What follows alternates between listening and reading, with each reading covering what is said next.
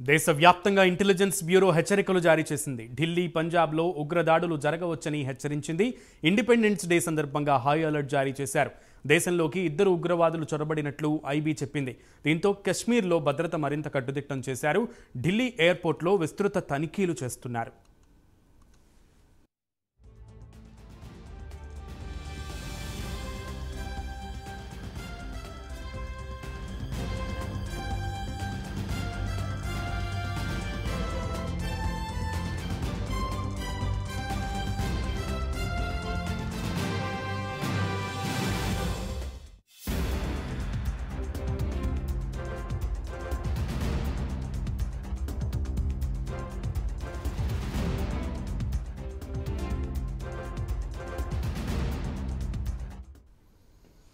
దేశమంతా 78వ స్వతంత్ర దినోత్సవ వేడుకలకి సర్వం సిద్ధమవుతున్న క్రమంలో ఐబీ కీలక హెచ్చరికలు జారీ చేసింది.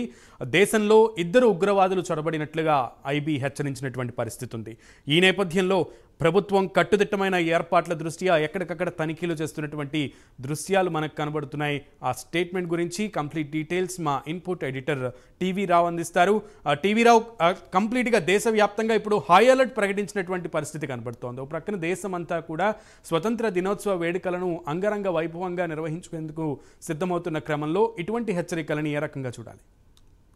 ఇప్పుడు భారతదేశ వ్యాప్తంగా స్వాతంత్ర దినోత్సవ వేడుకలు ప్రతిష్టాత్మకంగా జరగబోతున్నాయి. మరి ఈ నేపథ్యంలో ఉగ్రవాదులు కూడా ఇటువంటి సందర్భం కోసమే కన్నేసి ఉంటారన్నట్టుగా ఇప్పుడు ఉగ్రవాదులు అలికిడి కూడా తెరపైకి.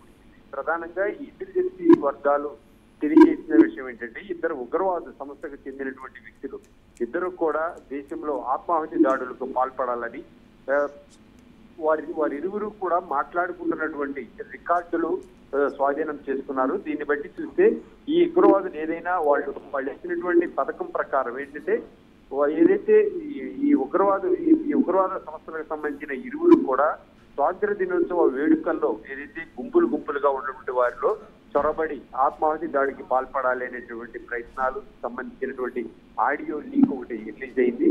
మరి దీనికి సంబంధించిన సమాచారం ఏంటంటే, ఇప్పుడు స్వాతంత్ర దినోత్సవ వేడుకలు, ఇండిపెండెన్స్ డే వేడుకలు అంటే కనుక ఖచ్చితంగా కట్టుదిట్టమైన భద్రత ఉంటుంది, అంచెలంచెల భద్రత కూడా ఉంటుంది. ప్రధానంగా ఇప్పుడు రెడ్ ఫోర్ట్ వంటి ఏరియాలో కూడా 5 అంచెల భద్రత ఏర్పాటు చేయడం, పార్లమెంటు సమీపంలో 5 అంచెల భద్రత, ఇటువంటివన్నింటినీ కూడా దాటుకుని వెళ్ళడం చాలా కష్టతరం. కాబట్టి ఒకవేళ ఈ ఆగస్టు 15కి కాకపోతే మరి 2 రోజులు అటు ఇటుగానైనా లేకపోతే ముందు రోజైనా ఈ ప్రయత్నాన్ని ఎలాగైనా ఇంప్లిమెంట్ చేయాలనేటటువంటిది పక్కా ప్రణాళికతో వీరు పథక రచన చేస్తున్నట్టుగా ఇంటెలిజెన్స్ నిఘా వర్గాలకు అందినటువంటి సమాచారం.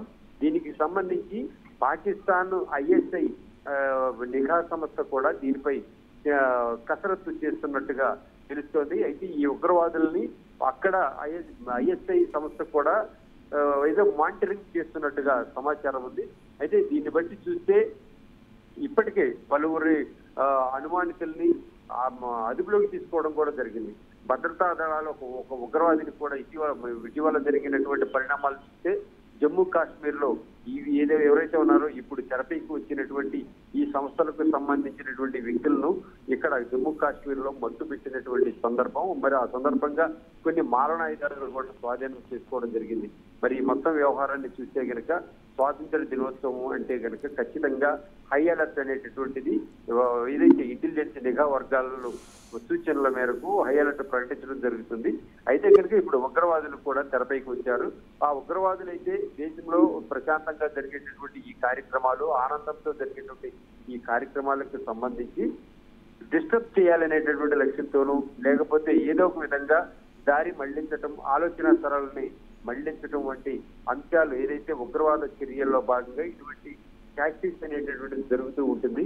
అది నిజం కానీ అవాస్తవం కానీ అయితే కనుక ఒక ప్రచారం అయితే కనుక ముందు ఏదైతే ఉగ్రవాదులు భారతదేశంలో ఇటువంటి కార్యక్రమం ఆగస్టు 15 నాటికి ఖచ్చితంగా హై అలర్ట్ మాత్రం ప్రకటిస్తూ ఉంటారు.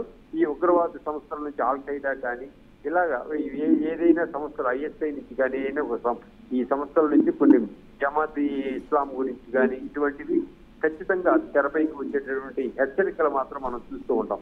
అయితే ఈసారి అయితే కనుక దీనికి సంబంధించి ఆడియో టేపులు కూడా లీక్ కావడంతో భారత ఇంటెలిజెన్స్ వ్యవస్థ ఇది చాలా సీరియస్ గా తీసుకున్నట్టు తెలుస్తోంది. Right TV Rao, thank you.